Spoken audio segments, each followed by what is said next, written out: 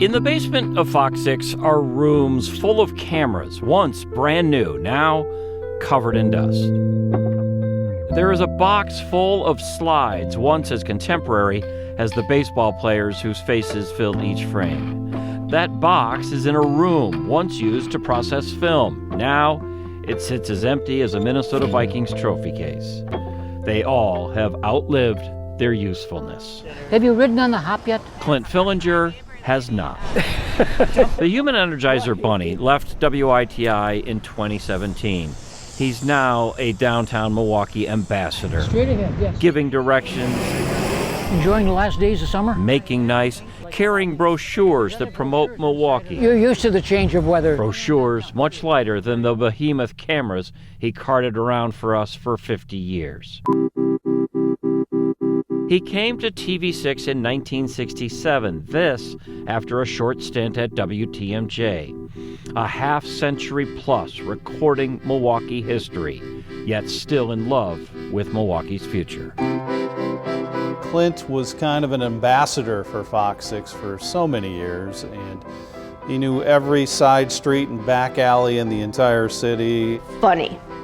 Clint, when we were so busy or what the stories were, how that workday was going, he'd always make a point to come in and give you another little story, but at the end of it always made you laugh and smile.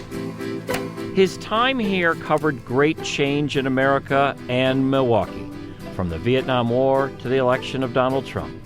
Clint shot a lot of stories, and he told even more of them.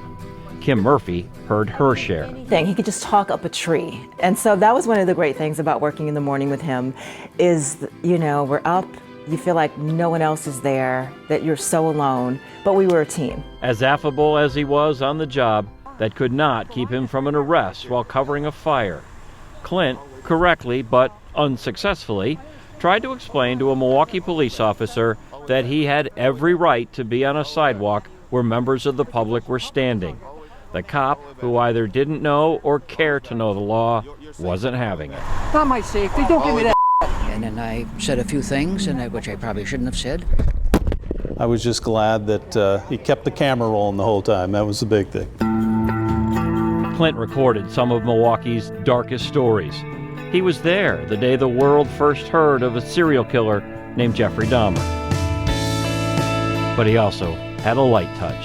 His sense of humor had a mischievous side. He would often put himself in his own live shots, a Hitchcockian homage perhaps, but really probably just going for the laugh.